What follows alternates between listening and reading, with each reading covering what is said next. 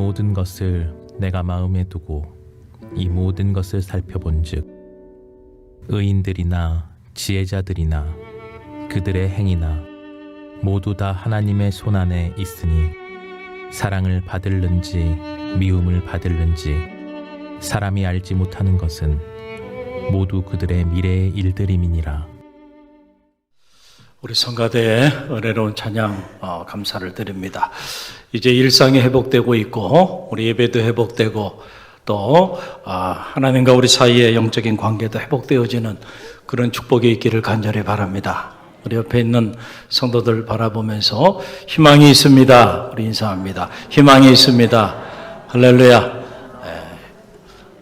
하나님이 살아계시기 때문에 우리가 무슨 일을 만나든 어떤 상황이 있든지 간에 우리는 결코 절망할 수가 없습니다.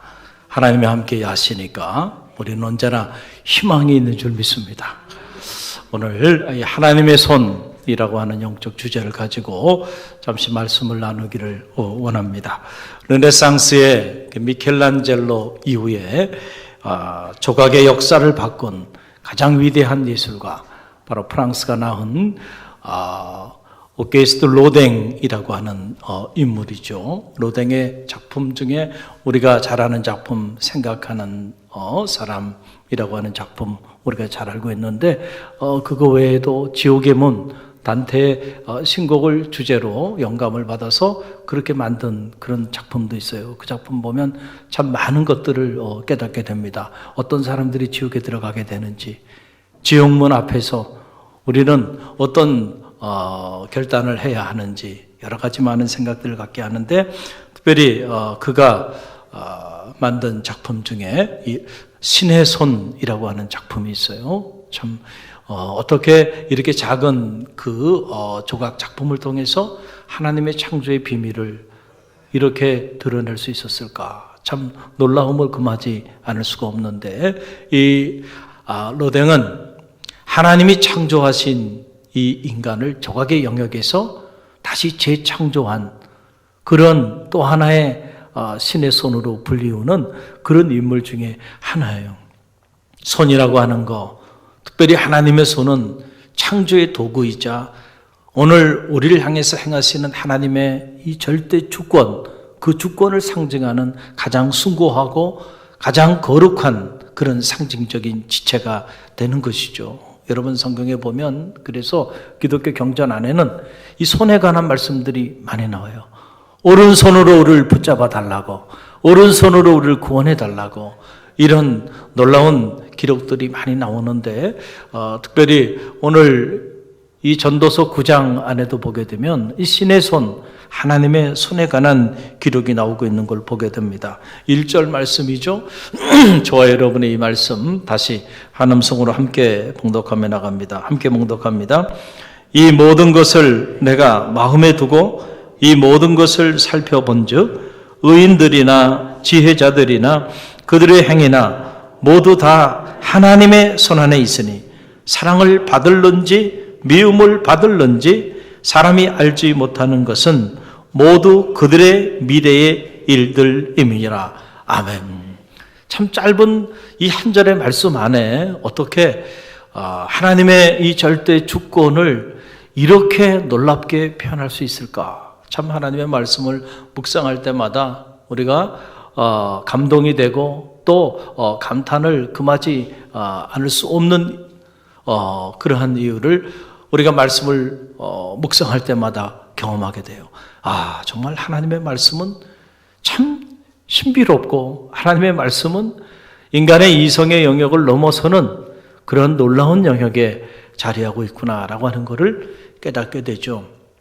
여러분, 한 절 말씀 안에 어떻게 하나님의 일하심의 역사, 이 하나님의 손이라고 하는 것은 단순한 손이 아니고 하나님의 일하심, 하나님의 역사하심, 하나님의 통치하심을 총괄하는 그런 종합적인 표현인데, 이런 하나님의 절대 주권을 어떻게 이 한 절의 말씀을 통해서 이렇게 잘 표현할 수 있을까? 참 놀라움을 금하지 않을 수가 없습니다.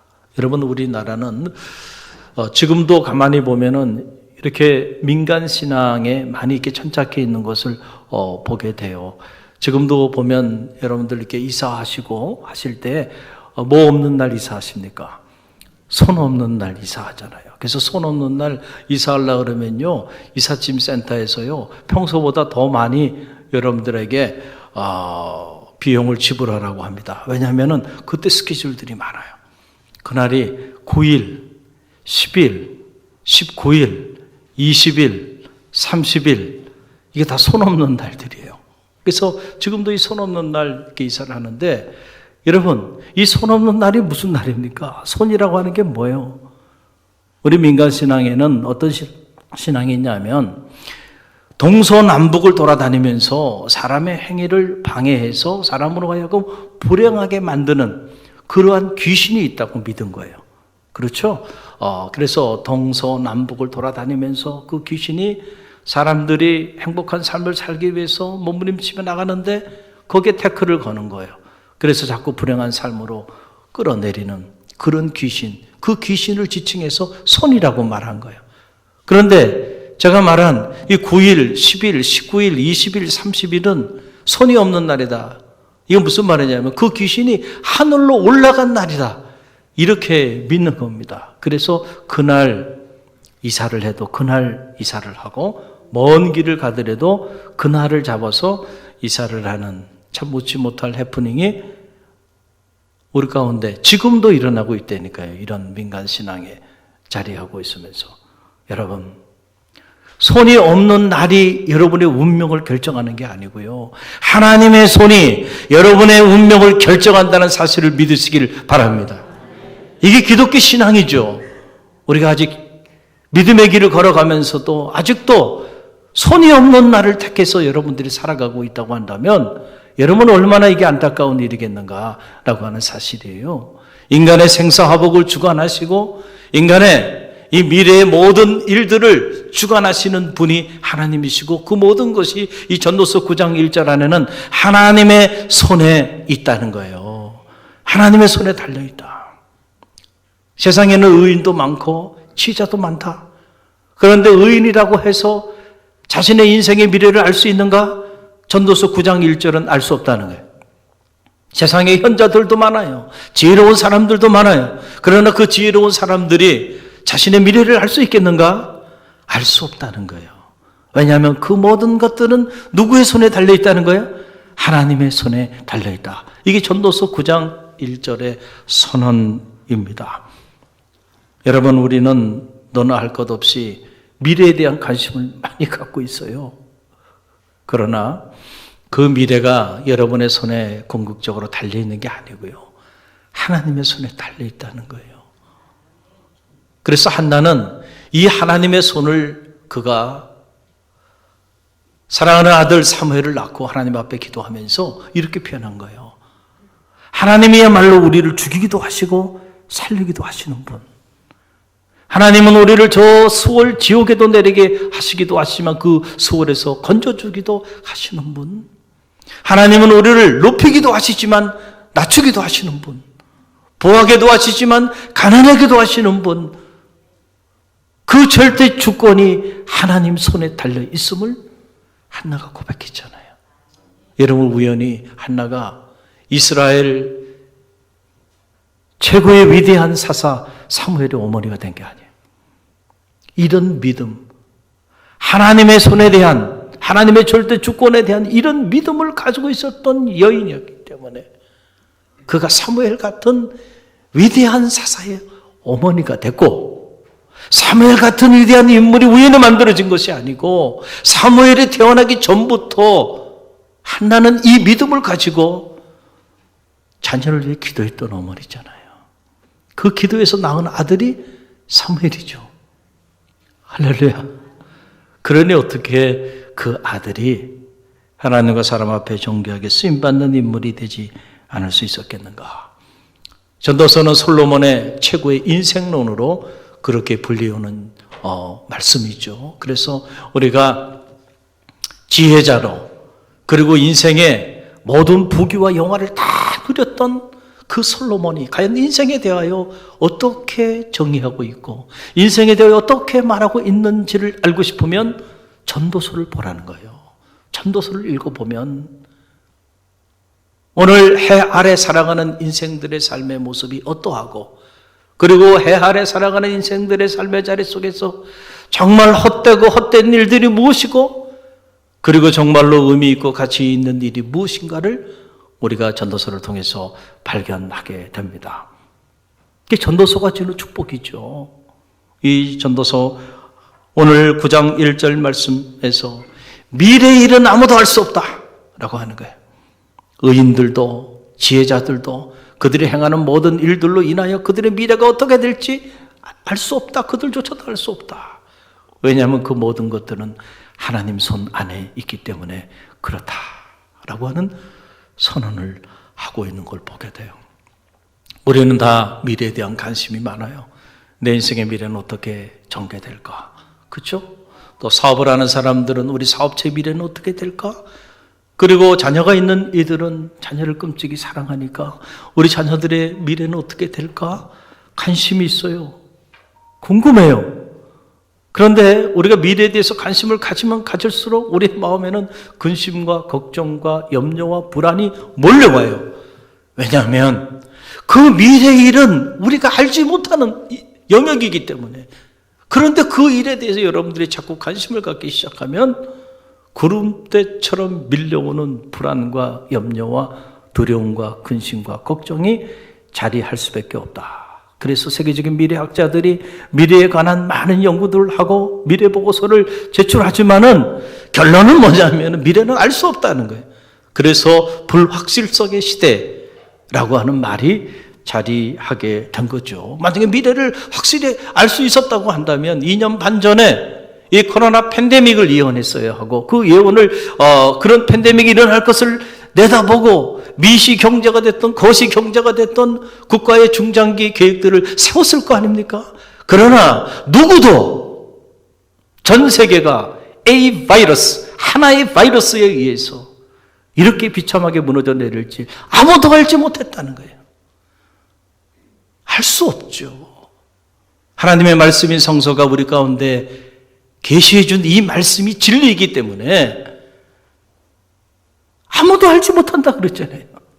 누구도 할 길이 없다. 우리 인생의 미래는 하나님 손 안에 있기 때문에 우리의 인생의 미래를 아는 분은 오직 누구밖에 없다는 거예요. 하나님 한 분밖에 없다라고 하는 그런 사실이에요. 여러분, 성수대교가 붕괴되고 삼풍백화점이 무너져 내렸잖아요. 한치 앞을 내다봤다고 한다면 말이죠. 여러분, 누가 차를 몰고 그 무너지는 성수대교를 향해서 주행하며 나갔겠냔 말이에요. 딱 20초 만에 멀쩡하던 대교가요, 그냥 폭격을 맞은 것도 아닌데 그냥 한순간에 무너져 내려서 많은 사상자를 냈잖아요. 삼풍백화점이 그렇게 한순간에 세운 지도 얼마 안 되는 백화점이 무너질 줄 알았으면 누가 거기 가서 쇼핑을 했겠냔 말이에요. 여러분, 우리는 이렇게 끊임없이 한치 앞을 내다볼 수 없는 인생이기 때문에 우리 앞에 일어나는 수많은 크고 작은 이 재난들에 대해서도 예측 불가하게 살아가고 있음에도 불구하고 잘 깨닫지 못해요. 인간의 한계를 인정하려고 하질 않아요. 그런 면에서 보면 인간만큼 어리석은 인생도 없다는 거예요. 그 전도서는 이런 인생들을 향해서 뭐라고 얘기하냐면, 자, 이렇게 알 수 없는 미래, 이 알 수 없는 미래를 본인들이 안다고 생각하고, 그리고 그 미래를 위해서 설계를 하고 계획을 하고 자신들 스스로 그 미래를 일고 가겠다고 몸부림치며 나가는 그 인간들의 군상의 모습을 향해서 전도서는 말하기를 헛되도다. 참으로 어리석은 인생들이다 라고 이렇게 표현하고 있는 겁니다. 여러분, 기네스북에 기록된 세계 최고령 프랑스 할머니 잔 칼망의 이야기입니다. 나이가 90세가 됐어요. 그런데 집은 좋은 저택을 가지고 있었는데 가진 돈이 없었어요. 그래서 자신의 생계를 위해서 이웃집 아저씨와 계약을 맺습니다.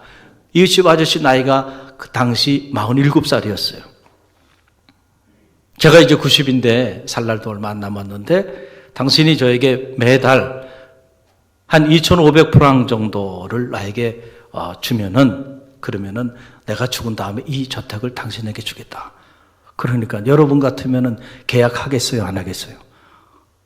갈릴리 교회는 원체 이 물질에 대해서 관심이 없는 분들이 당장 계약하지 않겠습니까? 월 한 40만 원 우리 돈으로. 에? 그럼 1년이면 한 400만 원 정도 대략 이렇게 주면은 저택을 얻을 수 있잖아요. 할머니 90 먹은 할머니가 사세요. 얼마나 사시겠어요? 그래가지고 계약을 딱 했는데 이 할머니가요 100살이 돼도 안 돌아가시네. 110세가 돼도 안 돌아가셔. 120세가 돼도 안 돌아가셔. 122세에 돌아갔어요. 32년. 그 32년을 기다리다가 이 이웃집 아저씨가 먼저 세상을 떠났다는 얘기예요. 알 수 없으니까. 여러분 오늘 나이가 많다고 해서 젊은 사람보다 더 오래 삽니까? 그걸 누가 알아요? 여러분 나이가 젊다고 여러분 더 오래 사는 거 아니에요. 그렇죠? 내가 보니까 젊은 사람들도요 지금 이 순간에도 우리보다 나이가 젊은 사람들이 세상을 떠나고 있습니다. 태어난 지 몇 개월 되지 않는 어린아이가 세상을 떠나기도 하고요. 지금 여러분 건강하십니까? 그래서 여러분 건강에 자신이 있어요? 그래서 앞으로 10년, 20년, 아니 100년 너끈히 100세까지 살 수 있을 거라는 확신이 있습니까? 여러분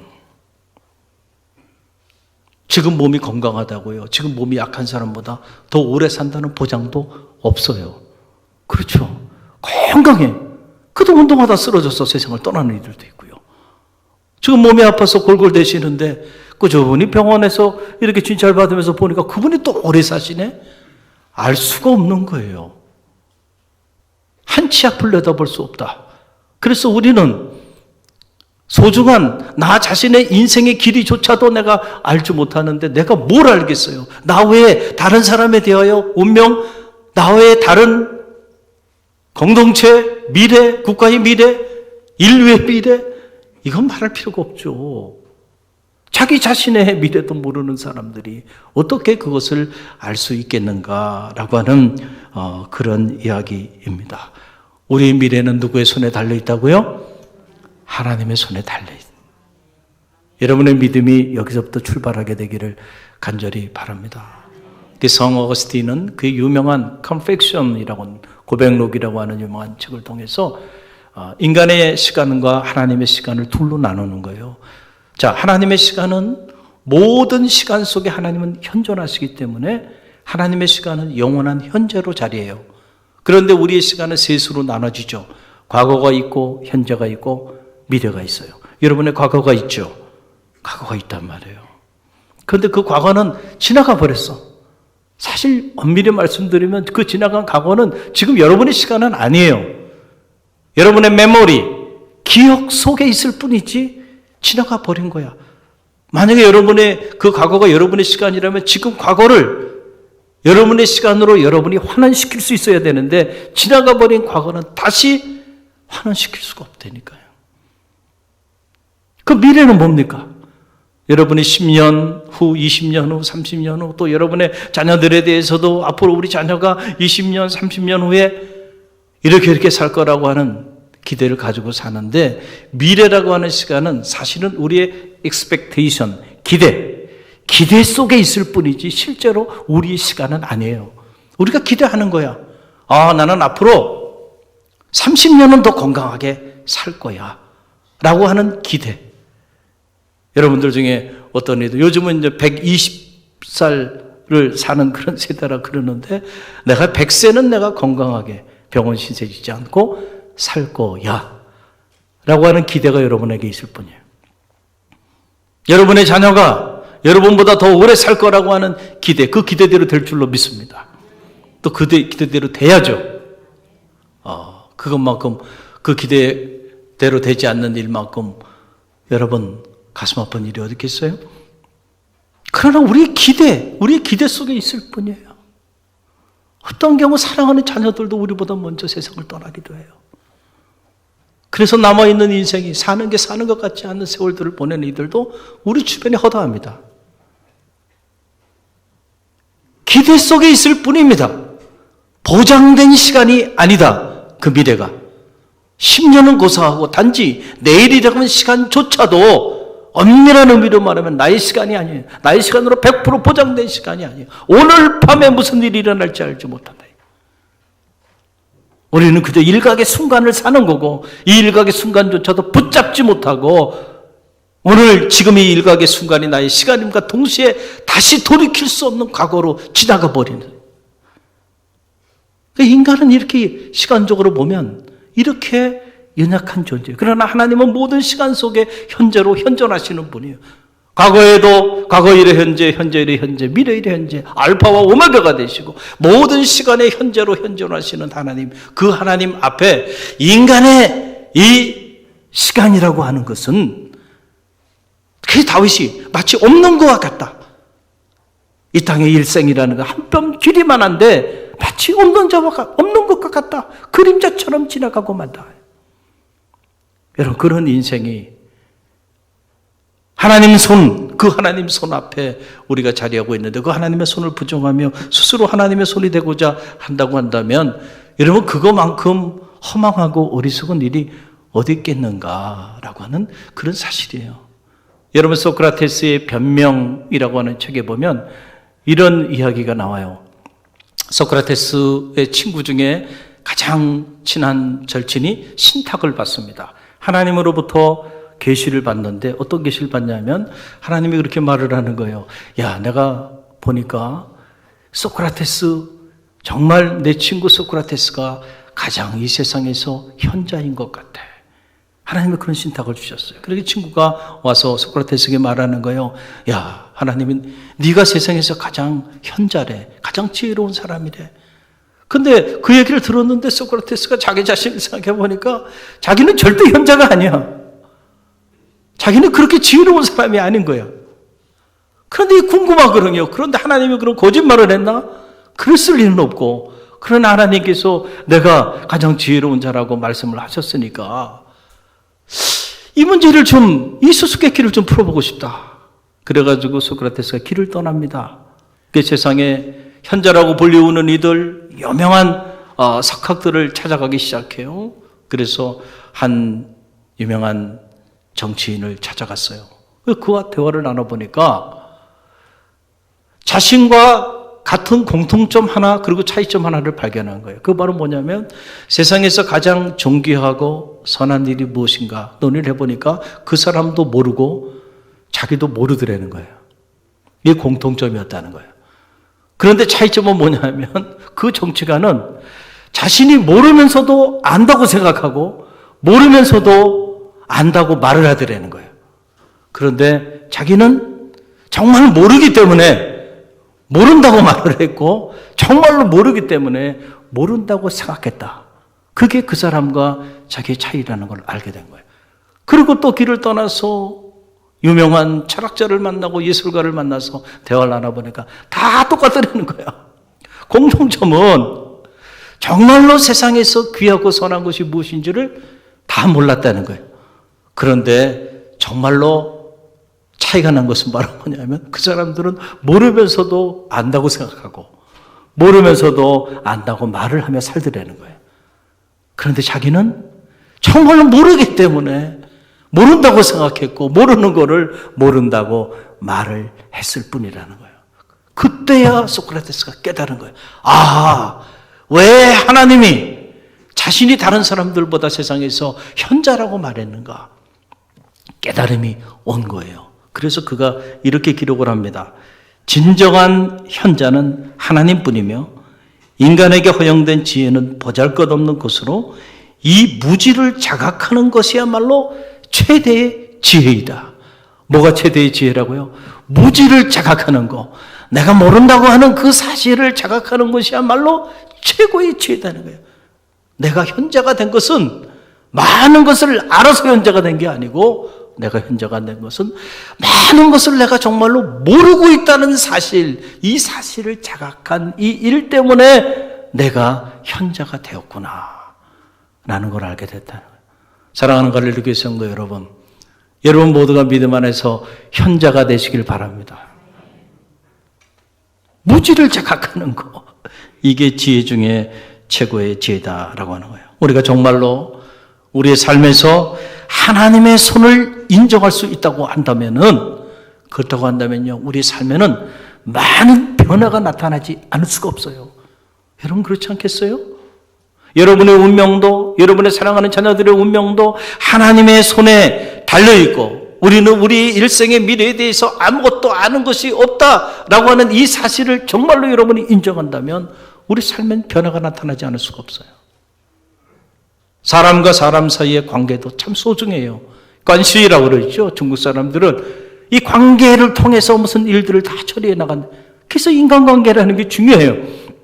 그러나 여러분, 인간이 인간의 미래를 결정하지 않고 하나님의 손에 달려있다고 믿는다면 우리는 이 관시, 사람과 사람 사이의 관계보다도 하나님과 우리 사이의 대신 관계에 더 초점을 맞추지 않겠나요? 정말로 여러분이 이 하나님의 손을 인정한다면,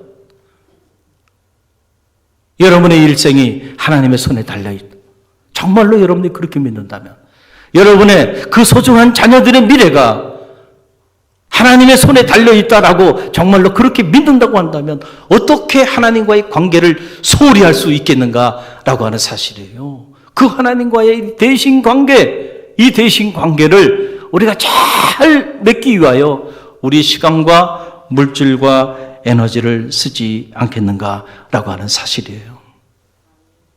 여러분이 자녀를 키우면서 여러분과 여러분의 자녀의 관계가 참 늘 좋은 관계였으면 좋겠죠. 정말로 좋은 관계를 유지해 가려고 하면요, 먼저 하나님과 여러분 사이의 관계부터 회복하시길 바랍니다. 하나님과 여러분 사이의 관계가 좋아야 자녀와 여러분의 관계도요, 소통이 되고요, 좋은 관계를 유지할 수 있어요. 부모가 하나님과의 영적인 관계가 파괴되게 되면요, 자녀와의 관계도요, 반드시 문제가 나타나게 되는 거예요. 틀림이 없습니다. 여러분, 인간이 겪고 있는, 우리 내면에 자리하고 있는 이 존재의 불안과 염려와 근심과 걱정과 이 두려움의 이 근원은 바로 창조주 하나님, 그 창조주 하나님과 피조물인 우리의 관계가 멀어질 때 드리워지는 그런 불행의 그림자입니다. 그래서 아무리 여러분 사회적으로 지위가 높아지고 또 여러분이 많은 재산을 축적한다 할지라도요, 그것이 여러분의 삶의 행복을 보장해 주지 못해요. 만약에 그렇다고 한다면 국가별로 소득이 증가한, 소위 말하는 선진국이라고 말하는, 그래서 소득이 증가한 그런 나라들일수록 행복지수가 높아야 하는데 실제로 통계를 보면 그래요? 아니에요. 소득이 높아지는데 점점 더 국민의 행복지수는 점점 더 바닥을 친단 말이에요. 무엇이 우리의 행복을 보장해 주는가라고 하는 사실, 그런 것들이 아니고 하나님과 우리 사이의 이 영적인 관계가 회복될 때 비로소 우리 안에 진정한 의미의 행복이 자리하게 되는 거예요. 우리가 장기화된 코로나 사태를 이렇게 겪으면서 참 많은 것들을 경험하게 되죠. 이제 사회적 거리두기가 해제됐는데 이렇게 보니까는 지난주 보도를 보니까 지난주 금요일, 이 불금이라고 흔히들 말하죠. 불타는 금요일을 정말 불타는 금요일로 그렇게들 보냈더군요. 술집마다 그냥 밤새도록 앉을 자리가 없이 말이죠. 사람들이 모여서 먹고 마시고 즐기는 모습들을 보도를 통해서 이렇게 접하면서 많은 생각이 들어요. 2년 반 동안 무엇을 가슴속에 갈망하면서 하루속히 이 사회적 거리두기가 해제되기를 열망했는가. 저거 하지 못해서 그렇게 안달이었나, 이런 생각이 들면서 많은 생각을 갖게 되더라고요. 저는 바라기는 하나님과 여러분 사이의 관계가 회복되어지는 그런 축복이 있기를 간절히 바랍니다. 일상은 회복되어 가는데 영적인 일상은 아직도 회복되지 못한 이런 상황에 자려고 있어요. 안타까운 일이죠. 영적인 회복이 있기를 간절히 바랍니다. 하나님과 우리 사이의 관계가 소원해지기 시작하니까 코로나 사태 이후에 믿는 사람 뿐만 아니라 믿지 않는 사람뿐만 아니라 믿는 사람들도요, 이 우울증 환자들이 급증을 해가지고 마음의 감기라고 불리우는 우울증에 시달리고 있어요. 신앙인들은 안 그럴 줄 알았는데 신앙인들도 그 우울증에 시달려요. 그 정서적인 어려움을 호소해오고, 그리고 그러다 보니까 육체도 나약해져서 코로나 사태 이전보다 우리 육신이 훨씬 더 많이 무너져 내려서 어려움을 겪고 있는 모습들을 보게 됩니다.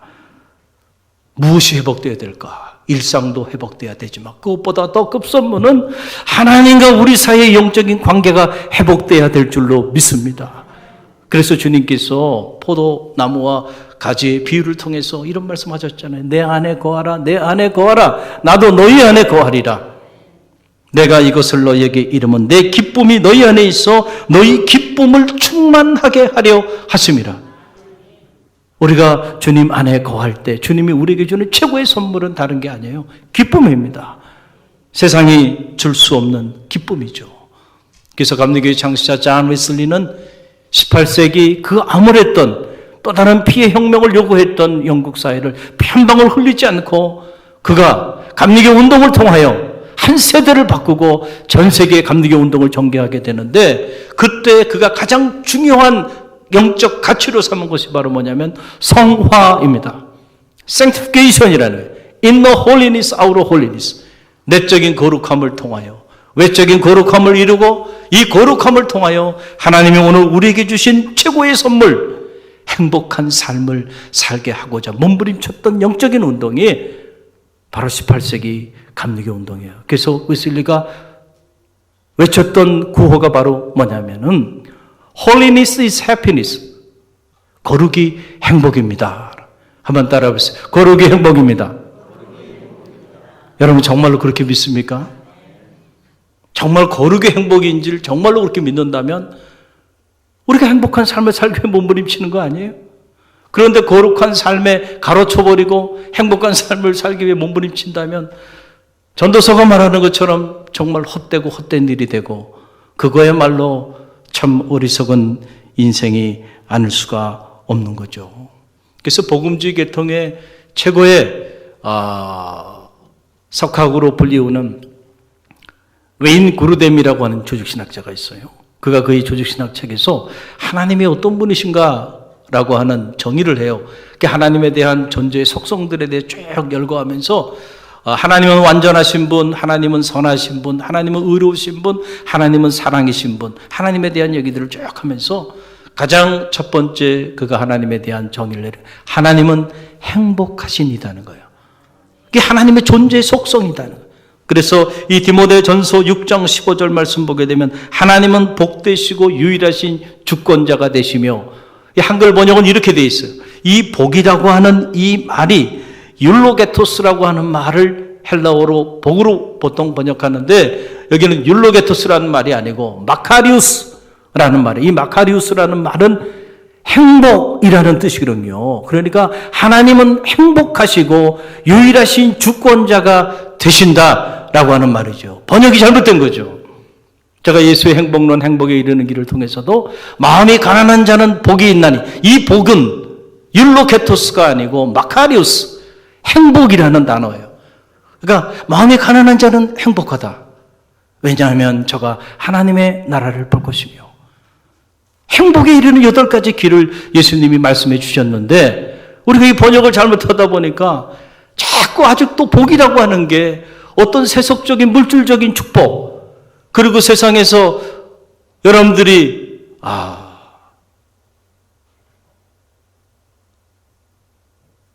지위가 올라가고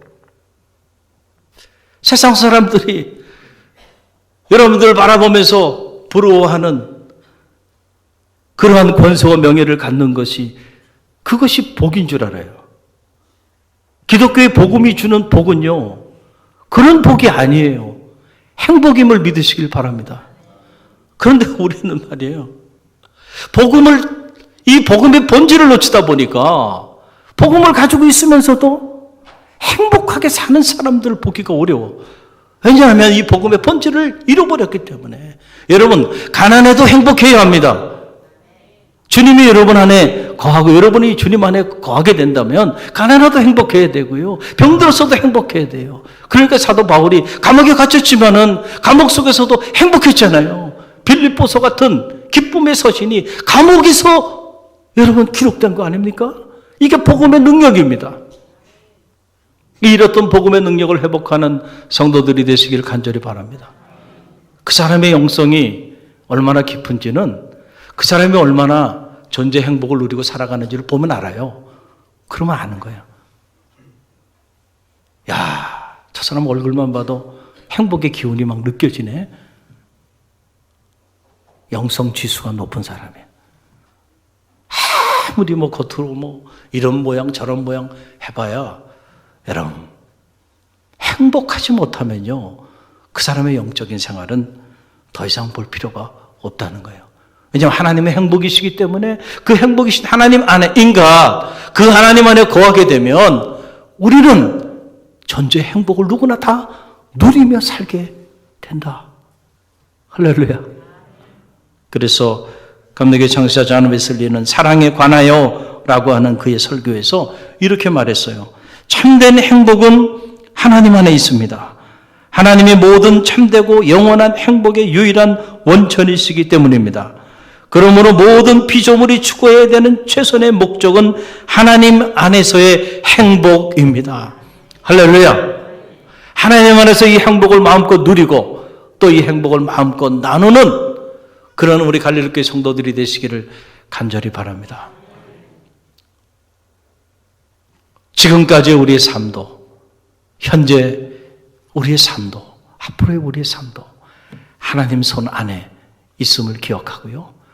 자꾸 하나님 손 밖에서 여러분의 인생을 설계하고 인생을 꾸려가라고 몸부림치는 그런 어리석음이 없길 바라고요.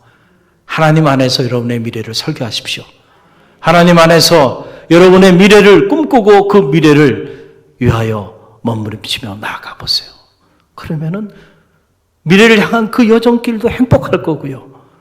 그리고 미래 세상이 줄 수 없는 하늘의 행복 여러분 가운데 경험되어지는 축복 나누어질 줄로 믿습니다. 우리 함께 기도합니다.